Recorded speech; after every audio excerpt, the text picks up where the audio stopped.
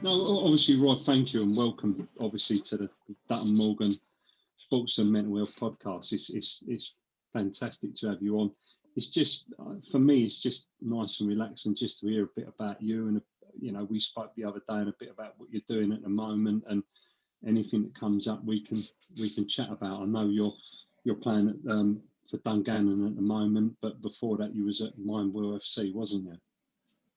That's right, yeah, Peter. Was FC Minewell. They just started up through the pandemic. I think it was just for get people out and train and play football, enjoying themselves, and it was all down towards mental awareness in men, which was, I thought, was a great cause, and sure. I really enjoyed my time there. It was brilliant.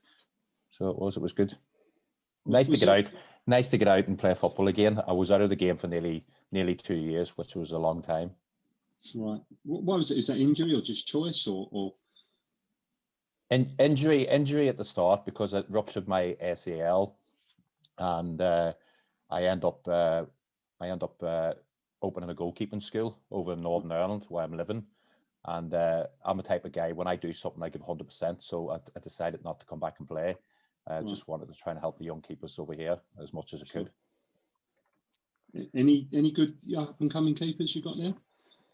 Any Roy Carrolls or Pat Jennings coming through? I'd probably say more Pat Jennings. I don't, Okay. Big Pat Jennings, he was my legend.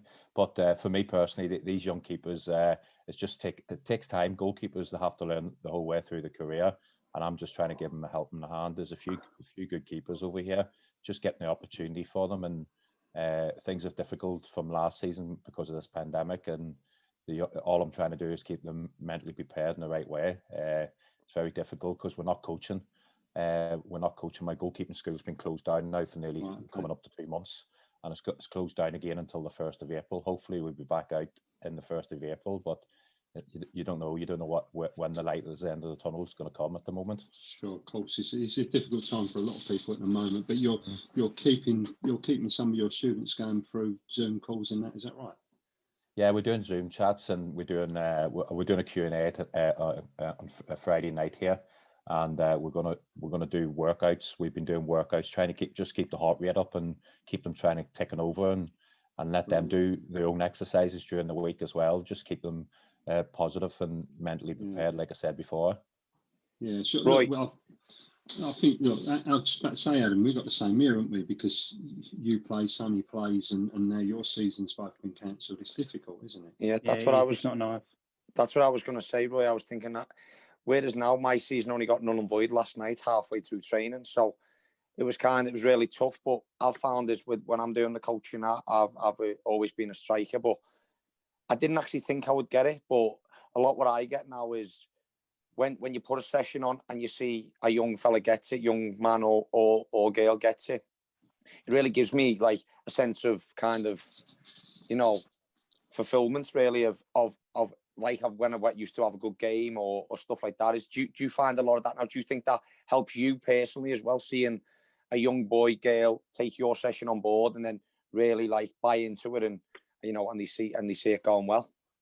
It is, Adam. That's the biggest thing about coaches. It's nice to go home and you can see the kids taking it on board, and it's nice when the parents ring me and text me after the training session, says my son or my daughters came in and said I really learned from that session.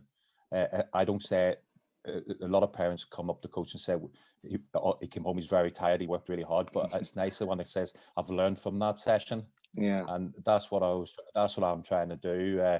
We call ourselves coaches, but I basically like saying, like, we're going out to learn. We're going out on the training pitch to learn today, because that's what we're all in the game for. There's learn from a different experience, and it does give me a big smile. I come home to my wife and says, Kim, I really enjoyed that myself, because I know myself as a coach. The kids are all taken on board. Sometimes you come back and say, Kim, that was a hard session today, because I think they didn't take it on board. But then the next week, it's the thing as a football player. When I played as football, you come in and say, I was awful today, then you can't wait to get back out again. It's the same as a coach. I just love it. No, absolutely. You'd have days, won't you, where you're coming in, and that's what I find it, where you can come in and you can be having a really good day. And what I want to know is, do you kind of switch off then when you get home, or if a session hasn't gone too well, or even a couple of sessions in a day haven't went too well, would you go home and be able to switch off? Like, did that something that comes naturally, or did that come over time learning? Like when you was playing, if you did have a bad game when you was young, or you weren't in the team or whatever, would that affect then your family life and stuff like that? Kimmy, I'm being truthful here, because there's no point hiding behind the facts that I hate losing. I hate if I have a bad game, I've let a goal in. It's like I played there the other day on Tuesday night, and I can't sleep. I can't sleep in full energy, thinking, we drew 1-1, could have done better for the goal. I'm 43 years old, nearly 44. I'm still acting like that. It's just spread into me. Yes, it did affect my life, because I think my wife would have understood if we lost, she would have stayed away from me for 2 days. But it's just where we were brought up, especially when I was I'm throwing big names in here, especially when I was at Manchester United. It was like you had players like Roy Keane, Gary Neville, or winners, and that's just the way I was brought up with them players. It's like you have to understand we're in this game to win trophies, we're in this game to win games.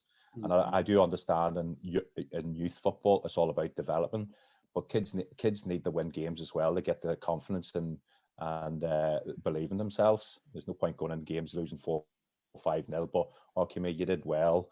Yeah, you did well. You played really good football. Kids would just go to the school on a Monday morning, and you playing against a team, and all the mates are laughing because you lost 4-5-0. So it's tough. Like it's for me, it's you have to have a good balance as a coach to help help young kids along. That's why I in the back when you have to. That's what I find with the academies now is when I've went through the academy, it was kind of no league system in England. It was up until you got to under 18 really. So I think would you advise a league being brought in even at as an early age, obviously as under 9 when you sign at academy level, or what benefits would you say that would have, kind of bringing the league system into play, learning to win, learning to lose as soon as possible? Because like you said, we all winners, and you come in this game, you have to be a winner. You're not going to get very far if you enjoy losing or accept losing very well. I think that's a good question, Adam. I had funny enough, I had a talk about that last night about youth football, and there's some teams in Europe that don't have leagues at that age, 9, 10, 11 years old. People's got different opinions, but for me, like, you have to have an achievement in a game. At the end of the season, what's your achievement? You know what I mean? Like if you don't have a wee league, the kids are going out, yes, they're enjoying it. I always say, if you don't enjoy football, there's no point being a professional footballer, and that's how I always say first, enjoy the life of being a young footballer because things changes when you become a professional footballer. It's I always thought it was a hobby, but then it turns into a job, and I would never like to say it's a job, but it is. It's your livelihood, and that's why I always say to young kids, enjoy it. And the thing is, with the league, it's very hard to say for me. Like I would always love a league, because you always want to try and win the league, don't you? No matter what age you are, even at school. You can go back and speak to many of my teachers, like, and we were playing in tournaments, and I was always like, if I lost, I was in a bad mood, like, and trust me, teachers doing the teams on the back of your school book, isn't it? That's what it was back in the day. It's just life. It's like I don't know, people outside football, they want to achieve the best things they can in life, and I do this wee technique for goalkeepers, and I put like a little tape across 2 poles, and they have to jump over it, but it's really small, and they only jump over it. And I turned around and said to him, guys, come here, why can you not jump higher? They said, no, because the tape's there. So what I'm trying to say to him, like, I know the tape's there, but don't just stop at that level, go higher. And that's what I'm trying to say to him. We can coach them, do this, do that, but this day and age, I think coaching now is too much coaching, if you know what I mean. Yeah, absolutely. Kids have to understand, when they get older, they have to understand how to run the game, how the knowledge of the game works. But I think they're being coached too much, if you know what I mean. That's just my opinion. With that, and you're talking about that, Roy, and talking about your experience, would that ever lead you to go into academy football and coach at that level, or you're content with playing at the moment and doing your own coaching school, or would you want to go to pass your experience to younger players at that kind of elite level, if you like? Yeah, I did go to Nottingham Forest like last March before the pandemic came along, and because I knew people at Nottingham Forest and asked me to come in and do the academy goalkeepers. I was only there for one day because everything got closed down, which was disappointed. But for me, my next stage is go and get my full goalkeeping coaching license, because it doesn't matter what CV you got as playing. It's all about the badges now. And my problem with me, I'm still playing. I was still playing, and up till I was 42. So I didn't have enough time to get my badges when I was playing, because I said before, if I'm playing for a team, I give 100%, and if I focus doing my goalkeeping badges, that's going to take me away from the club. So for me, I will be pushing myself to be a goalkeeping coach and get all my badges as quick as possible. I've got my level 2 in goalkeeping, Roy. Just so you know, I do have my level 2. You've got more than me. You see, There's the expert. Then there's the expert. More qualified than Roy. I like that. I've got my outfield B license, because I was going to go on to my goalkeeping A license, but you have to do your outfield license first before you go on your goalkeeping badges. So I really enjoyed that side of the game, coaching outfield players. And it was interesting. Like, I was nervous, no doubt about it. I was nervous trying to coach and outfield players, because I've never done it before, but I really enjoyed it. Roy, we were just talking about, young players, young goalkeepers. And when you was younger, did you have like a goalkeeper you looked up to, or an outfield player, or an athlete outside of football? Yeah. My main one was, of course, Pat Jennings, but my dad was a big goalkeeper down my part of the world, and I watched him most weekends, and I just watched him a lot. And basically, I never became a goalkeeper really as a goalkeeper until I was 14 years old, because I was too small. So I was basically a striker. So I thought like I was like George Best, you know what I mean? A really good player, ball at my feet and all that. But I just wanted to be a goalkeeper at a certain age, but I couldn't get in school teams when I was younger because I was small. But yes, Pat Jennings, I watched Pat Jennings a lot, and of course my dad. It was brilliant when Pat Jennings came in Northern Ireland and became the goalkeeping coach, and he was my legend. And I was watching him for 5 minutes. And he was volleying balls, and I think a ball hit me in the head about 20 times, and it broke my nose about 3 times. Because I was just so overwhelmed. When I was a young kid, this goalkeeping coach is my hero, and I was just over the moon to have him in front of me, giving me volleys. He won a lot of caps for Northern Ireland, didn't he? He was in the 80s or 90s, wasn't he, as a goalkeeper? Pat Jennings. He was over 100. Big Pat Jennings. He was over 100 caps. Yeah. He's a lovely man as well. He's down to earth. He speaks to anybody.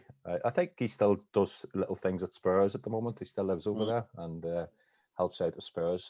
But he was one of the best keepers like I've ever seen. Like, catching balls with one hand and everything. Yeah. Big hands, didn't he? Very big. Yeah. But did you never fancy, remember when David James went up front for Man City? You never fancied doing that in any games, coming on as a striker? I know I came on once for Derby County for the last 15 minutes in a pre-season friendly, and I think I came off after 5 minutes because I was out of breath. I couldn't get my second wind. I was struggling, but that was a long time. I can't remember, how old was I then? I think it was about. Are there any videos of this, Roy? We'll have to try and get a video for this. It's brilliant though. Hey, but I did go up a couple of times for corner kicks, and I was no good. I was not fast enough. My legs were too big. Kept going to catch it. Yeah, I got a few handballs against me. How do you feel? Because obviously you spoke and you said about the pressure of winning. Winning was always important. How do you think that impacted you? That pressure, if it wasn't going well or you wasn't winning, was that a big pressure on your mental health? And do you see that as a big pressure on players' mental health? See, that's the thing, Peter. I don't think I ever called being a goalkeeper being put myself under pressure. I don't call it pressure. People say, how did you play in front of 70,000 people? I tell you what, I was more nervous playing in front of 5,000 than there was 60, 70,000 people. Right. It's just because I think the focus is more on the game than it was in the lower leagues, because you can hear everybody shouting at you in the lower leagues than it is in the Premier League, and like the pressure. What you're saying, it's no pressure. Like for me, it's when you're playing for a big team like Manchester United back in the day, it's going out to win the game, and yes, you have to win. Okay, that if you think bad thoughts, and that will put you the wrong way. Of course, life is all about pressure, even outside football. What you said, pressure, but I don't like that word for some reason. I guess then it's that as a goalkeeper, you have to be relaxed. Yeah. Yes. I guess that desire to win, then that creates a different. I don't know if it's not the word pressure, it creates a different mindset, doesn't it? And because in football you can't win every game, can you? So it creates a different. Yeah, I think that's the thing. Like, you can't win every game, but it's like this day and age now. You watch the Premier League now. It's like football's strange. Football in the Premier League is very strange this season, and but you want to give everything. You have to give everything. Once you wear that top, you have to give everything to the club. And I don't mind losing unless you lose. There's a way to lose, and sometimes players just walk around the pitch and whatever. Like for me, I always give 100%. I don't mean every player walks around the pitch. Sometimes they have an off day. It's a sport. Yeah, you can have an off day, and that's what I'm trying to say, lads. If you have an off day, you can still give a lot. You can still give 100% on the pitch by giving energy out on the pitch. That's what I always say to people.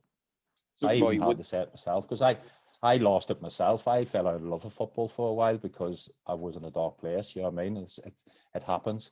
When I first went over to England at 17 years old, leaving Northern Ireland, it was difficult. It was a lot of things on my head, like I'm leaving my family, I'm leaving my friends, moving to England, don't know what's going to happen the next 2 years, because you sign a 2-year YTS, okay, you call it scholarships now, and you don't know what's going to happen in 2 years. But I was fortunate enough, things fell in place for me straight away by signing a professional contract at Hull City, and things was going really well for me. But it was a lot of mental side of the thing as well when you're moving away at that age. But the good thing about mental side of it now, there's a lot of people talking about it. Yes. Back in them days in the 90s, there wasn't much talk about it. I seen my teammates leaving Hull City who was saying the manager would bring them in and said, "Come here, you're not good enough for this level, so we're not giving you a contract." And they're breaking down crying, and they get no help, and they just go out through the front door, and that's it. It's difficult, it's hard, but the PFA are all trying to help people out, and clubs are definitely changing, and it's good to see that happening.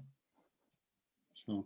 No, I understand. There's a lot more support, and as you said, thanks to people like you are now talking about the stuff that's gone on and the mental health side of it, and that's a big part of it, very big part.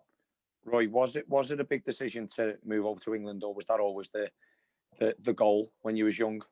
So obviously, you went to Hull, and then obviously, did you have other options? So you picked Hull, or was it like kind of, you see a lot of people from Ireland who I've come across as, it's kind of, they have one kind of, a club is kind of a feeder club. So if you're exceptional over in Ireland, a lot of the lads, I was at Liverpool when I was young, when a lot of the lads used to come over from Ireland, sometimes 3-4 days, end up staying. Or so did you come over to England a few times, and how was that? If you did get rejected, maybe rejected's probably the wrong word, maybe not fancied at at one place, was it challenging mentally to then pick yourself back up at a young age and think, well, do I want to go back to England again? Or was it just straight to Hull, you fell in love, and then kicked on from there?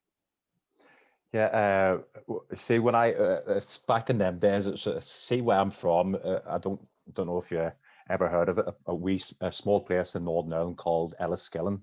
It's in the middle of the countryside, and not too many scouts came outside Belfast. And I was playing in it, like in England they call it a Sunday league, but over here they're playing a Saturday morning. So I was playing for a men's team when I was 15 years old, and the opportunity for me to go to another team who was travelling all around Northern Ireland to play football came along, and I moved to this other team called Ballymallet at 16. And about 3 or 4 games into the new season, I played in Belfast, and I got played in Belfast, and that's I knew myself I could get a chance here now, and I think we lost the game 5-1 at him. That's how crazy this was. We lost the game 5-1, and the scout came up to me after the game and said to me, "Roy, would you like to go for a trial in England?" And I just looked at him and just thought, this is a joke. I'm not going to reply what I said to him, but I just thought it was a joke. And he said, "No, Roy, it's your attitude in the game, what you were doing the whole game. You let 5 goals in, but your attitude was the same attitude you were when you first walked on the pitch. You kept believing, and you kept working hard, and you kept doing the same things what you wanted to try and do. I know people would be laughing when they watch us saying, come here, you let 5 goals and you go for a trial, but the game could have been 20-0. That's how that 20-0 or 21, you know what I mean? It's one of those situations what young players have to understand. You could lose a game 3-0, but it's what you've done during that game what give managers and coaches belief in you. And that's what I'm saying to him, you might lose the game, but it's your attitude in the game, what you do. If you give up halfway through the game, nobody's going to touch you. But what you're saying, Adam, what you're saying about the belief, what was my ambition was always be a professional footballer, no matter what, my age. I spoke to my career teacher. He says, write 3 things down, what you want to do when you leave school. And I said, I want to be a professional footballer was a number 1. And basically, he just said, Roy, it's so difficult to get that. Nobody in my county ever came out of my county who went across the water and did anything like that. And I said, no, I want to be a professional footballer. And I got to, you have to have a bit of luck, and I had a bit of luck at the right time. I played in Belfast, and a scout was there who fancied me and said, Roy, right, come on over to England. And I got the opportunity and went for a week's trial, came back home, heard nothing for a month, thought that was my chance over because I broke my finger in the first training session. I thought that was it, my chance was over. And I got a phone call about a month and a half later, and they said, we want to sign you. And that was it. I haven't looked back since. That was back in 1995, so many years ago. Yeah, but that's so interesting. It's brilliant to still hear now. Like, I can even hear in your voice, Roy, that even like you say, is at the young age of 43, that you still have the same attitude as if you did, back in 1995. And I think to keep that level of focus, and like you're saying, is I admire the fact where you're saying you give one thing 100%. So to still have that attitude at that age is phenomenal. And do you believe then you was born with that, or like you're saying, the people you looked up to had that attitude, people like your dad, or did you just think one day, look, this is what I want to do, this is every focus I'm going to have, or do you think it was ingrained in you? I think it's down to my family. Like my dad, definitely, he hated losing, and I don't mean that in a bad way. It's just where we were brought up. Like my brother was he's a year older than me, and he was a fantastic player. And what I do, I still do it. Like I ring him up after the game. I rang him up there on Saturday after the game when I played the last time, and I said to him, "Come here, what do you think of the game?" And because I know he'd tell me the truth. I know he'd tell me the truth. You know what I mean? And I always rang him up even when I was playing in England, because you have friends who would tell you what you want to hear. You know what I mean? They want, oh yeah, you did well, but that's just me. That's just me. I don't know how many people I see young players in the back of the on the coaches when I was at Notts County, when we win the game 1-0, they're on social media, but when we lose 4-5, 4-0, 3-0, 4-0, whatever it is, they don't go on social media because they don't want to see the bad mouth and people saying bad things about them. So that's what I always say to them. Like I've made many mistakes in my career, not that many, but a few mistakes. But the bad things you learn more from the bad things you do in football than you do than the good things. If you understand that, Adam. Yeah. No, absolutely. That's answered it. It was just fascinating for me sitting here, and I see how much passion you speak about it with, and it's like, it must be inspiring for them, anyone to be around you, but the kids that you're coaching now, they're very lucky to have someone who's still got the hunger and desire. And because a lot of people don't they pretend to give the life to the game, but I feel like with you is you've give your life to the game and you want to continue to do it, which is fascinating, and it's a brilliant, and it's very inspiring. It's infectious, isn't it? Absolutely. I want to go and do another session now after you've just said all this.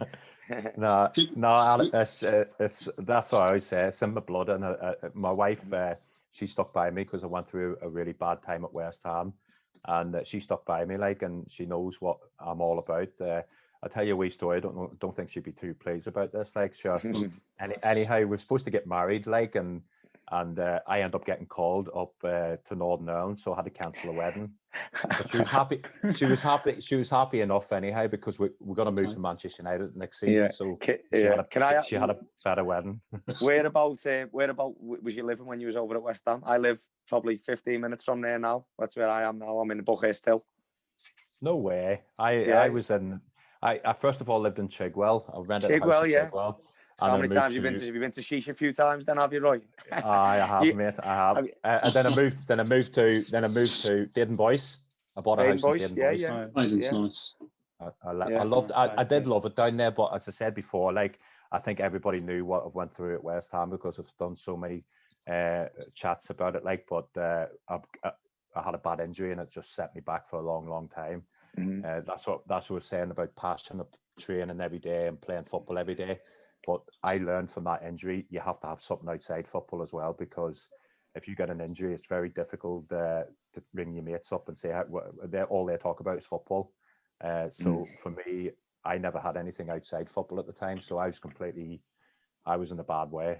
Depression started up really badly, and I was out for nearly 9 months, 10 months, and then the drinking took over at him. It was difficult times, like, but come here, I've learned from the past, and it's made me the person I am, and that's why I'm trying to give people advice in life, and hopefully try and help as many people I can.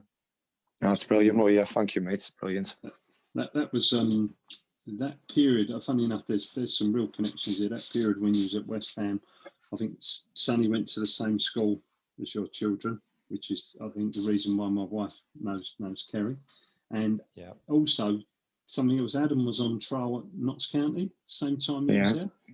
Yeah. So basically, I obviously this isn't about me, but I'm saying just quickly, I was at Liverpool all the way through, and then I had a very hard time myself, again with the drinking and all stuff like that. But it come at it like a younger age, whereas I was tipped to be a big star, and then I was from here, there, and everywhere. And this is a hand on my heart, Roy, honestly. And this is why I was so excited today. Is I come into Notts County for a week, and it was kind of maybe a bit of a formality where I was going to sign. Kind of that's how I was told by an agent and whatever was said. And there was this one day where obviously you go in, you'd have your dinner upstairs, and there was a problem with the dinner, and I didn't get any. I must have been 21 maybe. I didn't get any, and I was kind of thought, I'll just eat when I get home and that. And you came up to me and you said to me, like, you don't have any dinner? I was like, a little bit nervous, and I said, like, there's none left, and you made them go and get me some, and I was mad, honestly. And when obviously Peter mentioned that he's coming on, and I was really excited again. Unfortunately, he played for Manchester United, but like, obviously, I never got the chance to thank you for that, and because even that little thing, you was a big influence on me as what I try and be myself now with the younger boys. I give them a load of banter and stuff like that about anything about their haircuts, how they come in, or if they get new boots and stuff like that. But for me, that was a very humbling experience. You wouldn't remember, but that's played a big impact on me. What year was that? What year was that, mate? What year was that? Yeah, that must have been now. I could have even been a little bit younger, maybe. It must have been 2015, maybe, Roy. Yeah, I come in there for a week. Yeah, I was staying in the hotel, and I think was it Mark Cooper was the man? Was he the manager there? No. Yeah, he was the manager. I had a lot of managers in 2 years at Notts County. Yeah. They had a lot of managers going through. Notts County was going through a bad time at the time. There were so many different managers. But Sean Derry bought me at Notts County in 2004. Sean Derry, yeah. So that's honestly that, and that's what I'm saying. Is I at that stage of my career, Roy, I was going through a very hard time. But just to see someone like you, like, be an older professional, and then still have time for a trialist, and that just said a lot about me, and that's why I'm so interested. And I honestly thank you for that, and thank you for obviously even coming on today and sharing it, because it's been so powerful. Do you know what I mean? Brilliant. Cheers, Adam. I appreciate that, mate. But come here, it's the things what happened in my life. You see, what made me the person, that's what I was saying earlier on. That's what made me like that there, because I went through when I was sitting at 17 years old at Hull City. And it was hard for me, like, because everybody was looking at me and not coming up to me and thinking, was he going to take my place in goals or whatever? But for me, everybody's in the same boat. I says, everybody's in the same boat. You have to help each other and make people feel welcome. And the unique club, what I felt welcome when I was a Hull City, then I went to Wigan, and then I went to Manchester United at 21 years old, and I was sitting in for 3 weeks. I signed the contract 3 weeks before the pre-season started. I never slept for 3 weeks because I was thinking, what am I going to say to these superstars? You know what I mean? And I went in about 2 hours before training, an hour and a half before training, and I was the first one in. And I was sitting there, I said, "Jeez, I'm panicking here. I don't know what I'm going to say." And then the first person walked in was David Beckham, and he shook my hand, and I was just saying, "Oh my word, hey, it's David Beckham." He shook my hand, and I forgot to say my name's Roy. You know what I mean? I'm the new goalkeeper. And see that day in Manchester United first training session. That the club, I thought I was at Manchester United for 5 years, 6 years, because everybody made me feel so welcome, and that's little piece what stuck in my head, and that's why I try and help everybody along, like even trialists, anybody, because it's a nervous place to go into a different football club, trust me. And sitting there thinking, Kim, what's these people going to think about me? You know what I mean? For me now, I don't care what people think of me. It's me. I'm Roy Carroll. I don't care. People doesn't like me. Other people love me, and other people half and half. But that's life. You're going to get that in sport. Is that why you can be so open there about you mentioned about your battle with depression and alcohol and your injuries, and is that why you can be so open there, because you're not worried about being judged? Yeah, I think that's yes, and I'm not playing football, Peter. To tell you the truth, when I was young, when I was coming through depression and alcohol, the back of my mind was saying, like, come here, am I going to get a club anywhere else? Because if you have two goalkeepers, say me and Adam, two keepers at a football club, Adam's no problem, great young lad. He wants to learn. He's okay keeper, and I'm a fantastic goalkeeper. Sorry, I'm a fantastic goalkeeper. You've seen him playing goal. Who sent you that? And I'm fantastic goalkeeper, but I've got depression. I've got alcohol problems. What's the club? What club? A club is going to go for a keeper who has no problems, who's not going to cause any problems. And in the back of my mind, that's why most players don't really come out until afterwards, which is very sad to see. And some players it might be too late for players to come out and talk about it. And I understand the PFA is trying the best, but deep down, clubs are just worried about the clubs. They're not worried about players and stuff. They're just worried about how they're going to get the club promoted or how they're going to get clubs to win leagues and trophies. Not worried about, I hope so anyhow, I hope they do worry about people, but I don't think, I can't see it myself personally. So could clubs do more then, from what you're saying, what you feel? I don't really know what they're doing in England. When I was over in Nottingham Forest Academy, they were doing a lot of work helping young players out. But who looks after them young players when they leave? You know what I mean? Yeah. It's the big thing. You know what I mean? I've spoken to a lot of young goalkeepers, and they leave big Premier League clubs, and they haven't got a football club for 6, 7, 8 months. They might not even have a club yet, and it's like, what happens to them? What happens? They mentally break down, and they just give up in life. You know what I mean? They just give up, and then they probably have the ability, but with so many different managers in the country, and so many foreign managers coming in now in English football, I say to young British players, don't just look in United Kingdom, look abroad, go abroad. Don't never give up. Go to Portugal, go to Spain, go to MLS. It's interesting. It's interesting you say that, because you've got both Adam and both Sonny who have, I mean, Adam has mentioned his time at Liverpool and when he moved to Yeovil, and he's still trying to play at the highest level. Sonny, was it Sean Derry who was at Palace when you was there, wasn't it? Yeah, he was doing the under 23s years, yeah. So they're I guess your words and your advice are really important to these and to any young player, in terms of, you said, don't just stay in England, look abroad. Is that something that you would, because you did the same thing, didn't you? You moved from your family to another country, effectively. Is that something you would say that is important for players to do, to keep their options open, young players that are looking to get into a professional game? I think it is, definitely, Peter. It's just the way the football is going in England. It definitely is.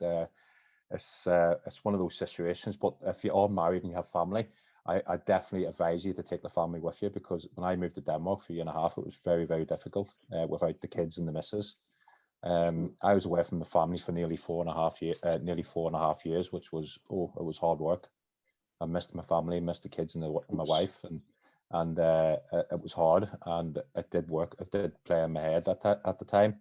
But when we moved to Greece, it was a different lifestyle, and my family came with me, and it changed my life. You know what I mean? I've been off the drink now for 10 years in June. This 10 years in this June, and I love every minute of it. Like, I'm loving life again. But for me personally, yeah, by the way, Sean Derry brought me in, like, and he's a good guy, like, very good guy. He's a good guy, and even in that level, I was playing in Olympiacos. I came back. I didn't even get a phone call from any other English club. Sean Derry rang me up and he says, "Roy, would like you to come in to Notts County for a trial." And you know what I mean? It's like, but if that was 15 years ago, I would say, "Oh, catch yourself on, go for a trial." Sod you. It's football. Sometimes you have to take a step down to come back up again. And I think a lot of young keepers out there go to the Premier League and they think, "Yeah, I'm playing for Liverpool and playing for Manchester United." But come here, how many youth players come through the system at Liverpool and Man U and play first team football as a goalkeeper in both clubs? Not many. No, not many at all. You mentioned Greece, Olympiacos. Good friend of mine, Anthony, he played professional football in Greece, and he said to me the best atmosphere he's ever been in or seen is Olympiacos against Panathinaikos. Would you say? He said it's crazy. The fans are crazy. See me, it opened my eyes when I went there. It's a massive derby match. Them two fans, supporters are crazy. But come here, the passion, even basketball. I speak to you, mate, about basketball as well. Okay. It's a massive. Olympiacos is massive. Panathinaikos is massive as well. But of course, I'm an Olympiacos fan, like, so I'm going to say they're bigger. Sure. I might get in a bit of trouble. But I was up in Glasgow, Celtic and Rangers as well. You know what I mean? And that is massive as well up there. But see, Panathinaikos and Olympiacos, no away fans allowed in the stadium. See, if we were playing at home, there's no away fans allowed to come over to Olympiacos. So that's how crazy it was. But come here, if you work hard, do well, work hard, and keep yourself out of trouble, the fans love you, and they still talk to me about the good old days back in Olympiacos in 2014. Yeah, you won the league, you won the Greek Cup, didn't you? That particular period. Yeah, I won the league twice and the Greek Cup as well twice. But then I think my debut was out in it was out in Moscow, and it was like -13, and it took me about 7 minutes to take off my training stuff because it was that cold. Goalkeeper got sent off, and last 15 minutes we were winning 1-0. Saved it. And then the second leg, I played in the second leg. We won the game again 1-0, but I pulled my hamstring and I was injured for last 20 minutes. And I did a save in the last 5 minutes, and the fans loved it. And when I was walking off the pitch, the whole fan just was singing my name, and I thought, "Oh, I don't want to come off this pitch." It's just lovely, brilliant by the supporters. What was Liverpool United like, Roy? I think that was normally the biggest game. Manchester United and Derby was it was always the biggest derby for us. Like, I thought, Liverpool bigger than Arsenal at that time, bigger than the Man United Arsenal rivalry. I think it was always, but for me, when I was at Man U, Arsenal was Arsenal. There's always something going on in Arsenal's games, but it wasn't as big as the Liverpool ones. Sure. Liverpool and Manchester, I don't mean this in a bad way, but they hate each other. Absolutely. Yeah, mate, absolutely. There's one road. There's one road in between them, the M62. But kind of, obviously, I've been to Old Trafford as a fan, and mate, it's mad. It's mad. Like, I was generally brought up. Look, they was the best, and Liverpool was always chasing them. But I was generally brought up to really dislike Man United. You know, and you know, with the academy games, my dad like that gets stuck. Like, he was big, but like what I'm saying, it's part of football. It's part of life, innit? Like one of my worst players used to be Gary Neville. I love Gary Neville now. You know, the things that he does, and even Roy Keane. You know, but it's just interesting. Like, now is when you grow up and you see these things as different. It's so important. Like, it's how you're brought up, isn't it? It's like, it was a way of life for me. Is you don't like Liverpool, you don't like heaven. And where you're saying where you're from, it's kind of where I was from. As I was always told, this: if someone hits you, hit them with a stick, and you'd always rob something from the service station. That's what I was taught. No, you see, the thing is, Adam, like, we went back. I was at Olympiacos at the time, and we played Liverpool in a pre-season friendly. It was Stephen Gerrard's testimonial game. Yeah. And we came over, so all my mates came over from Northern Ireland, and they said, "Come on out with us round Liverpool." I was out round Liverpool for half an hour, and I was, as I said, I was off the drink at this stage, and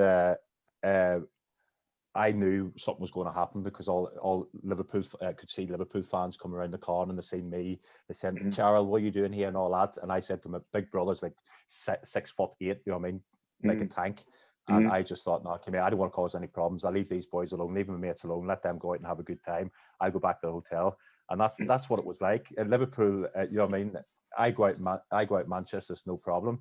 Go out in Liverpool, you're in big trouble. You're in big trouble. Oh yeah, but what I'm saying is, it's the same, and it's like Gary Neville had never been to Liverpool other than on a coach with a police escort. He said, didn't he? And but that's the rivalry. Look, it should never be taken that far, but it's like the Celtic Rangers, and like you're saying over in Greece, it's a religion to people. That people are brought up that way, and I would hate to see that come out of football. It's just. But mentally preparing, did you find in, obviously, the Manchester United dressing room that week, the coming up to the Arsenals, the Liverpools, I wouldn't even say so much City at that time. Obviously, it was a derby, but the Liverpools, the Arsenals, the Leeds, you know, did you see a little bit of a different, did it feel different? Or, you know, me looking from the outside would be the mentality of Manchester United was tunnel vision at that time, but was there always a little bit extra in them games? I think, of course, there's going to be more, a little bit extra, you know what I mean? But every game you played at United was always a big game, because you're playing for the one of the massive clubs, massive club at the time, like, you know what I mean? They were going for winning leagues, going to winning FA Cups, Champions League, or wherever they're going to go for. But yes, I'm not going to hide from it. Arsenal and Liverpool was probably more focus on it, because you wanted to go down there. I remember playing Liverpool, and I think it was 2 or 3 years in a row. Dudek was unbelievable goalkeeper, but when he played against Manchester United for some reason, Forlan. And Rooney, I played in the game when we beat Manchester United.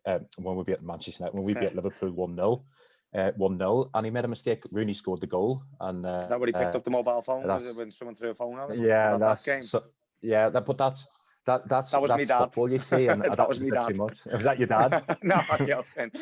But no, but come here, see football. See then, hey, Rooney. I think that was his first season at United, and that lad just came in like he was just different world. Like at 17 years old, came in. He was scary stuff. Sorry, Peter, we're talking about the old days, mate. I'm enjoying it. That's fine. I know you mentioned Rooney. I know Sonny's dying to ask about Ronaldo. Yeah, I've got. He's one of my favourite players, and obviously he was there when you was there at the time. I just want to ask, like, how his mentality was in training. Did it improve over time? Did he stay behind after training to improve certain stuff? Come here, that's it. I see that guy. I wish I videoed him the whole way through his career at United. I know I was only probably there for 2 years, but see them 2 years. I'll tell you a wee story. We went to America for pre-season. On the way back, we stopped off in Portugal to play Sporting Lisbon. And John O'Shea probably don't like me saying this, like, but John O'Shea, no point in being on the park. Ronaldo was unbelievable, but he was very light. He was very light on himself. And about 2 or 3 weeks later, we end up signing him. And once he came in, he couldn't speak a word of English. And see, after 2 months, he was speaking better English than me. And see, the thing is with him, people don't see. Everybody wants to see Messi. What a great player Ronaldo is. But see these professional players like at Manchester United, they would have been staying behind doing extra work. Gary Neville would be running down from the halfway line with a ball at his feet and crossing that ball in the box. Ronaldo would have been doing extra training with his free kicks, any fitness, speed work, everything. Then after lunch, he'd be going in the gym building up his strength, because he came in. You go back and see his debut against Bolton. he's just a young kid, and he was really skinny. He wasn't strong enough. He's getting a bit bullied in the Premier League in the first, I think it was first season in the Premier League. But he realised what he had to do, and see what he does. His lifestyle was all about football. His swimming pool, his gym. It wasn't for show. It was for his recovery after games and building up to games, and that's what he was all about. I just love the video of him. I've said it so many times, and I wish it did. I wish someone did do it, like, because that's his attitude, especially young kids this day and age. They want to be footballers, but they don't realise how much work you have to give. Yeah, I think a lot of players nowadays don't want the journey to go through it. They kind of just want it now, straight away. They don't want to go through the struggle, the experiences and stuff like that, do they? They just want it now. But with them experiences and struggles, it can, as much as it can make you a better player, it can make you mentally stronger as well, can't it? And I just think if we had more players that just kind of wanted to, train every day and, have the mentality that you talked about, addicted to winning and stuff like that, I think there'd be a lot more like good English players coming through, for example. Well, there is now, obviously, you look at players like Foden and Maddison, all these players, you can tell that they're winners and they want to be the best player, don't they? Yeah, but like, if you speak to anybody at Man City, what that young lad's done to get where he is today, they'd probably say the same thing what Ronaldo did. I think it is good. It's good to have it's good to have quality foreigners coming in to show what football's all about. Like in England now, the football's fantastic. Everybody wants to come to the Premier League. And that's the main thing. What I always said to a young goalkeeper now in my school is, like, come to training, think it's your last training session ever. You know what I mean? Give everything you got. You don't know what's behind. You don't know what's around the corner. You know what I mean? Like, I never thought, like, at West Ham, I left Manchester United. I was offered another 4-year contract at Manchester United. I turned it down. 2 days later, I turned it down, and Sir Alex kept me in the rest of the season. This was in January 2005, and he kept me in for the rest of the season, which was fantastic for me. What a manager he is, because some managers just chuck you out and say, okay, you can sit in the stand. But he played me till my last game was in the FA Cup final against Arsenal 2005. Then I moved on to West Ham, and that's what I'm saying. Like, I never thought I was going to 6 months down the line at West Ham, I was going to be completely in a bad way for 10 months with a bad injury. And that's what I've learned from injuries now. Once I ruptured my ACL, I knew how to handle it then. That's the thing in life. You know how to handle things. But what I was saying before was take every day as it comes, because you have to give everything in it. Even if it's outside football, give everything you can, because you don't know what's around the corner. Was that one of your most difficult times? Sonny's a West Ham fan. Was that one of your most difficult times at West Ham, would you say? Yeah, I regret what happened to me at West Ham. I was a bit selfish. I didn't think I was going to come out of the injury. I had a really bad back injury, and I was getting really shooting bad pains down my left leg. And I just thought bad things, and just got worse and worse at West Ham. But see the supporters of West Ham, like, they were fantastic with me. They were good. See walking out at Upton Park with blowing bubbles, it was like unbelievable. What a buzz. But sometimes I love to go back and say, right, I love to go back again and give everything I can, like, but it's happened. You can't go back. You can only look forward, and that's what life's all about, like. And I've got a few West Ham fans over here, and they're just crazy. West Ham fans as well. Still got some affection for West Ham then? I do, because it was a little bit like going at West Ham, and they never really seen me at my best, because I was in a slight car crash, you see, at the first training session, going on the first training session, and my back just got worse and worse and worse. Then I ended up going for an operation in January 2007. But I even went to Glasgow Rangers after that, because I supported Rangers over here in Northern Ireland, and I was up there for 6 months.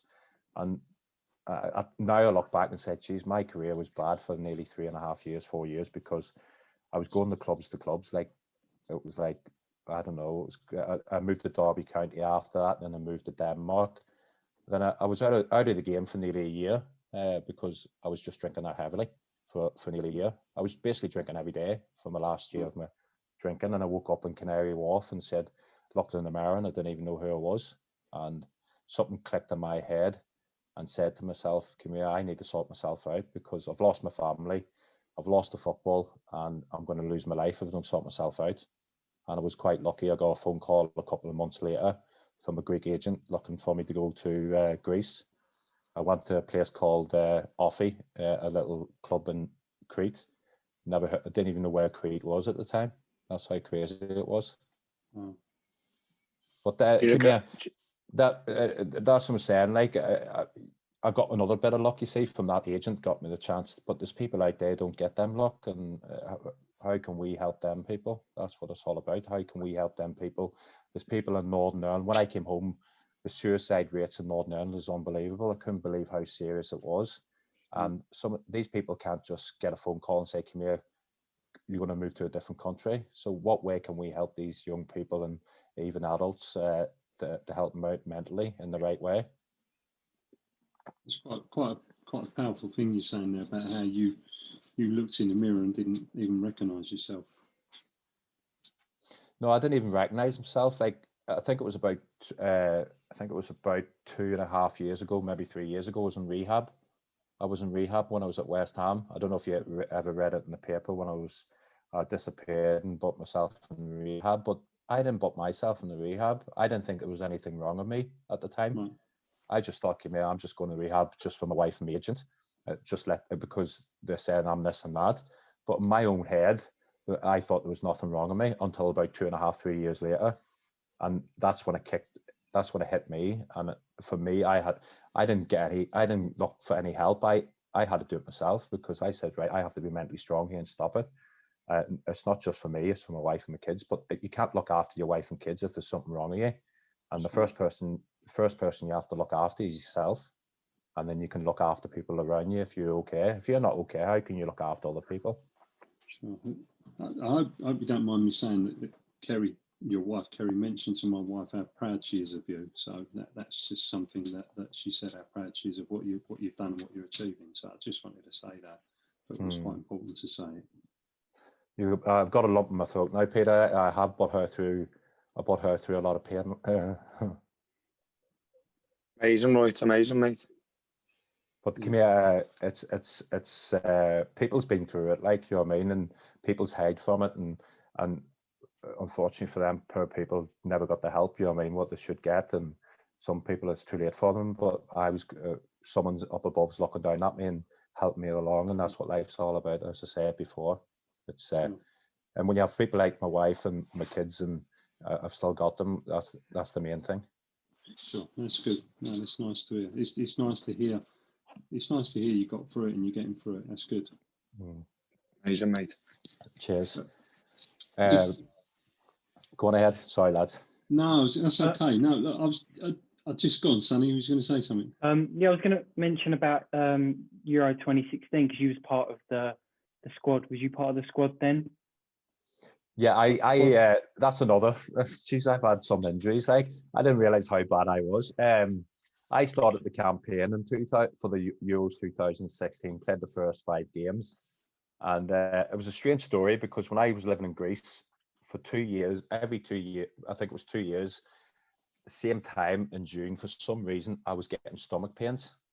I was rushed in the hospital 3 times in my life, in my career, 3 years in a row. And around the same time, June, I don't know why.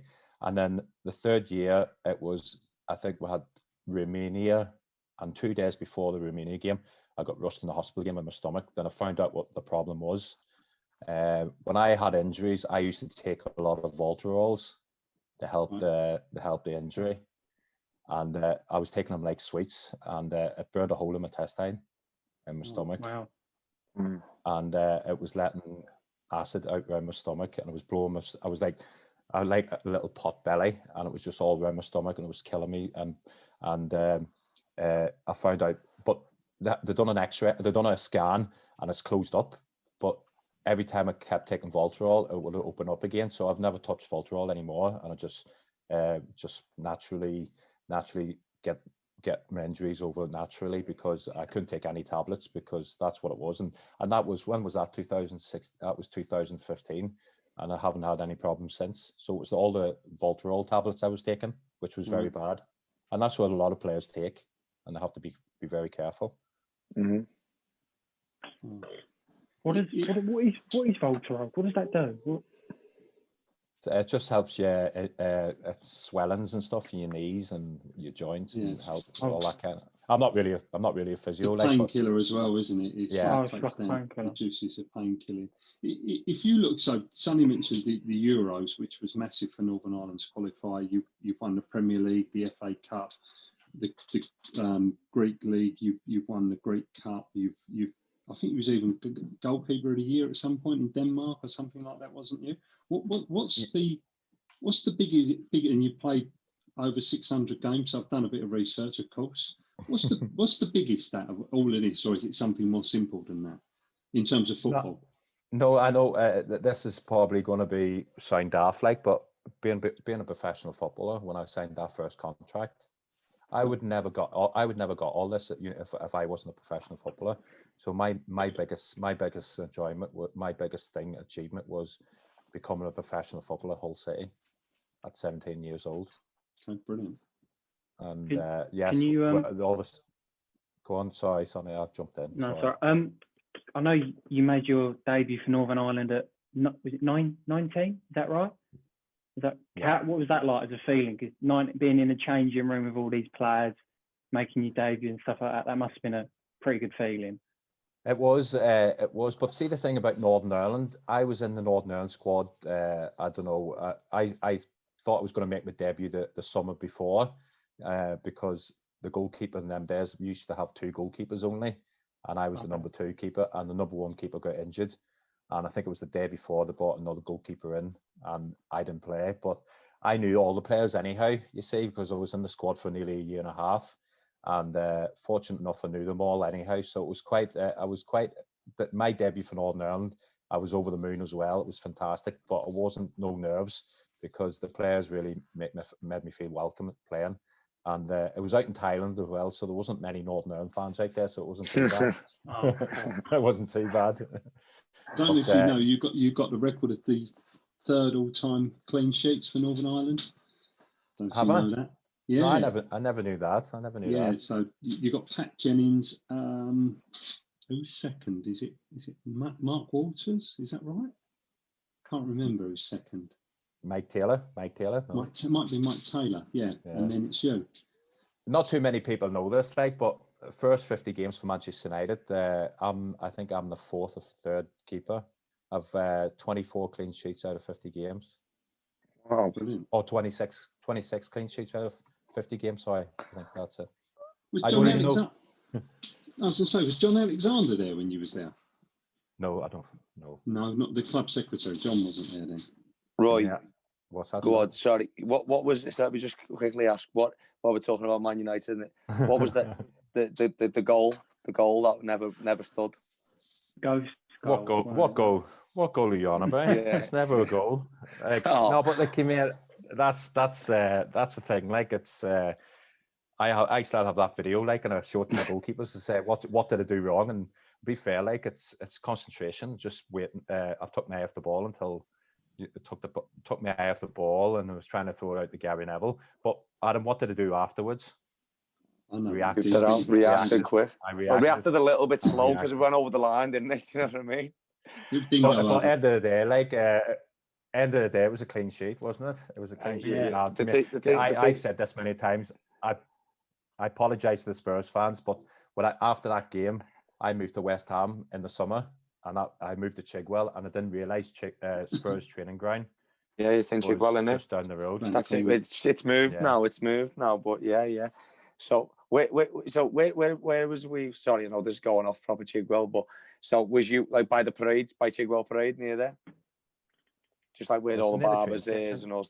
At Chigwell train station. No, it was up. There's a house and estate up the road there, so there was. Yeah. I can't remember. Well, I've been in Repton Park. That's definitely Repton Park, wasn't it? Was it Repton Park? Was it? No, it's not. No, it's not there. You can cut through the Repton Park. You go past the train station, and I think it's the next left up there. Then you go Manor Road.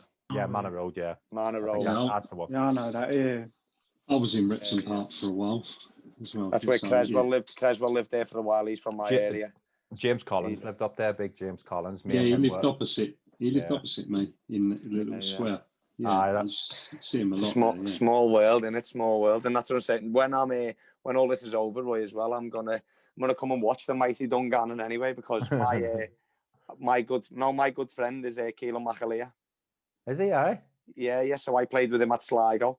Oh, right. So obviously he does the coaching as well, doesn't he, and stuff like that. So we've kept in touch since I was at Sligo, and when Mina's come over, and I just mentioned to him there he's got this new beard on or something he's saying, so he couldn't really talk. So I tried to give him a ring. I used to call him the speedboat no driver. But no, yeah. But I want to come over. I want to come over for sure. Give me a shout when you come over. I'll pop up and see you. No, definitely, mate. 100%. Right, I just want to ask you your managerial career. Oh, yeah. Tell us about that, because I found that as well. Yeah, no, that was just the manager left to go to Notts County at the time, and I was there, and I was asked, like, would you like to do the coach? Like, I was a goalkeeping coach because I had no club at the time, because I was going through a bad time.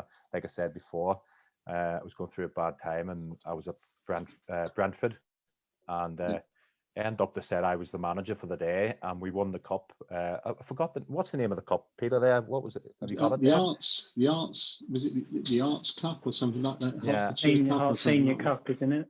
Herts Senior Cup, something like that. Yeah. I think I can't remember. I don't even know who we were playing. But come here, I was the manager and I played one. I played one game and we won it. So I've retired 100% record. So I've retired as a manager. Another record for you, right? Yeah, probably one of the best managers in the world, aren't you? in terms, 100% records, one cup.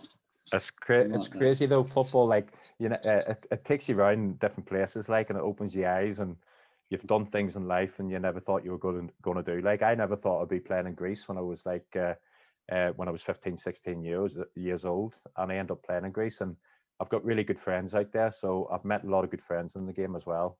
A lot of enemies as well. Trust me, there's no point me telling any lies. In football, you get a lot of enemies as well, especially playing for Manchester United. Was Thierry Henry one of them? Thierry Henry, hey, come here. He was one of the best He's one of the best strikers we ever had. I ever played against, and we had a lot of battles, me and him. Like, and yeah, no, I see obviously a couple of them. I see the picture of he's going head to head. Come here, but see the thing, football them days, it was like, okay, now we could talk about it, like, and get on with it. It's just. It's like Duncan Ferguson was the hardest guy I ever played against. I played against him once, and I came off the pitch black and blue because he just sticking his elbow in my ribs and stuff. But come here, that's what football was all about. I remember watching black and white goalkeepers back in the day in black and white TV. They were getting elbows in the back of the head, and I'm saying that's a free kick, and the referee said goal. You know what I mean? He ends up in the back of the net. It's just football's changed now. If you blow on a goalkeeper, it's a free kick now, Adam. If you blow on him, you know what I mean? It's different now.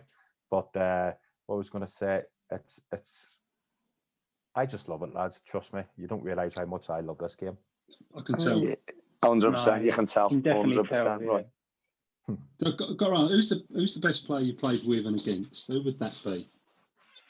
I'm going to say Thierry Henry was the best player I played against because he scored a few goals against me. I didn't like that, but he was good. He was a good player. And I always say Paul Scholes, great player, best player I've ever played with. But there was a lot more. There's different players. You know what I mean? Scholesy knew what to do before the ball even came to him, and he could pass the ball like 50 yards straight to the guy's feet. It's just, you have to see him live to understand what I'm trying to say, because he was brilliant. What about finishing wise, Ruud van Nistelrooy? Ruud finishing probably the best I've seen, but he was like a what do you call him, goal liner? You call him like goal langer.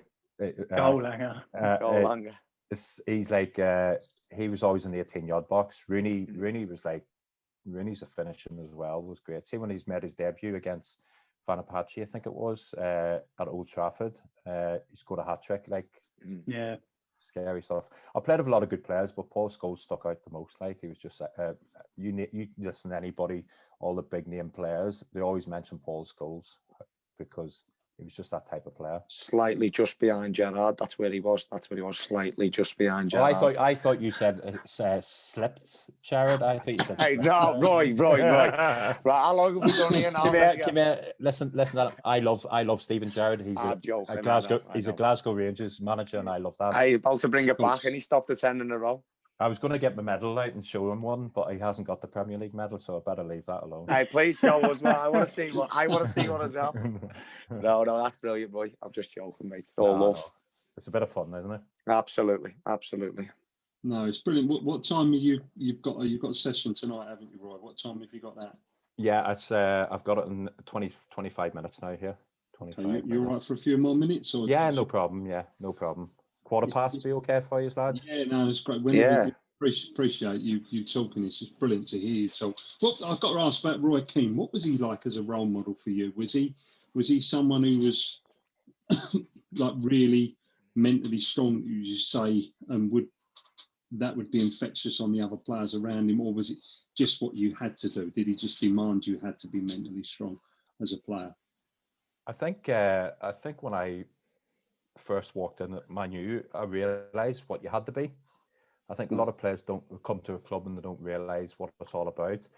I never said this before, but I always do background checks in clubs and stuff, and what the clubs went through and stuff like that there. And I think it's a good idea to have some knowledge of the club. And everybody knew Manchester United, but not too many people knew about Wigan and stuff like that there. And like even Derby County is a massive club, the one I played with. But Roy Keane was a leader. It showed that time on the tunnel incident with Vieira. No one's going to speak to his players like what Vieira did to Gary Neville. So he went back at the back of the tunnel and try and sort things out.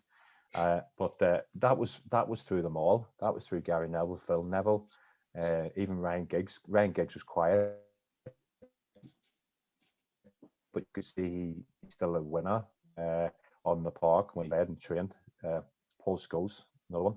Came here. It's just, I think it was Sir Alex probably bred that into the school. What was it, 92? The players from 92, class of 92. You had a lot of players came through that. And that's the thing, what helped Manchester United. The big problem now about that, I don't think that will ever happen again because there's so much money in football. I think managers are under pressure to win games straight away and win titles straight away. I can't see players staying at the club for 10 years anymore. That's a big problem in football. Yeah, and they gave. But Roy Keane. I was going to say they gave even the manager. They gave.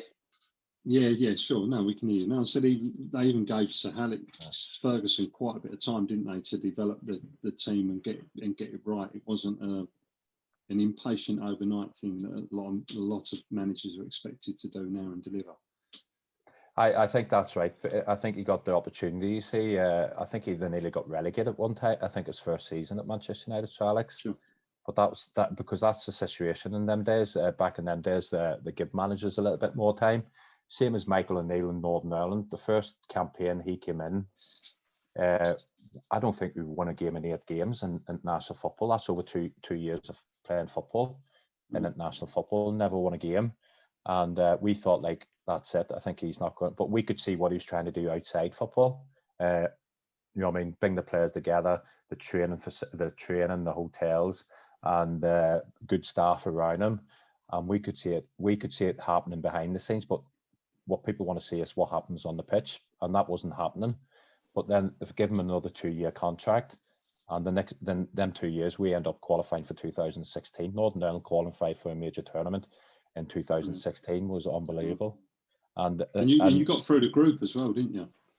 People are laughing at us because we had an opportunity to, if we finished third, we would have went in a playoffs, but the top 2 go straight through, and we end up winning the group. And people didn't think, came here, Greece were bad, Romania was bad, but it wasn't because we played well. Everybody else was bad, you know what I mean? But we played so well. Our supporters up in Belfast, like 19,000 fans. It's like it's some party up there when we got through against Greece. It was some fun, like. But that's what I'm saying about managers. You have to give them time to understand the players and get players motivated. And it might take 2 or 3 years to get things going. But as I said before, it's all about business now, isn't it? It's business. And who was your favourite manager? Who was your favourite in the whole of in all your football experiences? Would that have been Sir Alex, or is there? Sir Alex was my favourite manager because he was a manager. Yeah. He never coached. He wasn't a coach. He had always Carlos Scholes. He was the number 2 when I was there. Sure. Portuguese, and I think what I like that because during the week you don't hear his voice as much as other managers do, because other managers take the coaching as well. And for me, I like to hear a new voice at the weekend.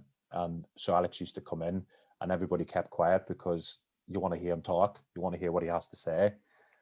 I've been sitting in half times with other teams and everybody's talking. The manager walks in, they continue talking because it's just the way it was. But when Sir Alex walked in, because you haven't heard from him all week or whatever, you want to listen to him and you respect the man as well. That's a big thing in football.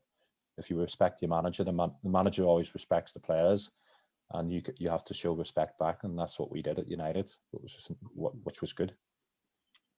That's brilliant.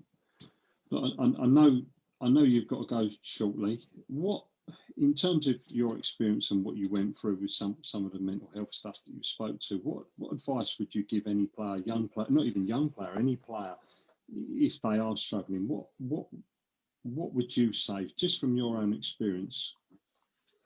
I think the main thing what I didn't do was never come out and spoke about it. But the thing is, what I explained early on about why I never came out, I know a lot of young players don't want to come out and talk about it, but talk to somebody about it, even if it's away from the club or away from any. There's a lot of people out there, helplines, and give them a ring. Just get it off your chest, get it out of your head, and speak to somebody about it. I know, like I said before, I think that's the biggest thing for anybody, because I've been there. I blew up so many times because I kept it in for so long and never spoke to anyone about it. And now I speak to my wife and I speak to my friends and speak to my family. Like my mum and dad didn't even know what I was going through. Because I never spoke to them about it.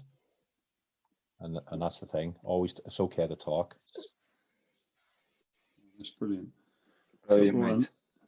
I know you got to go. Look, absolutely brilliant. I really appreciate you spending time with us. It's been a privilege to listen to you speak. Honestly, I've thoroughly enjoyed it. I'm guessing you two boys have as well. Absolutely. It's been quite inspirational. Yeah, it's been fascinating. I've really enjoyed listening to you. Thanks very much, Roy, mate, honestly.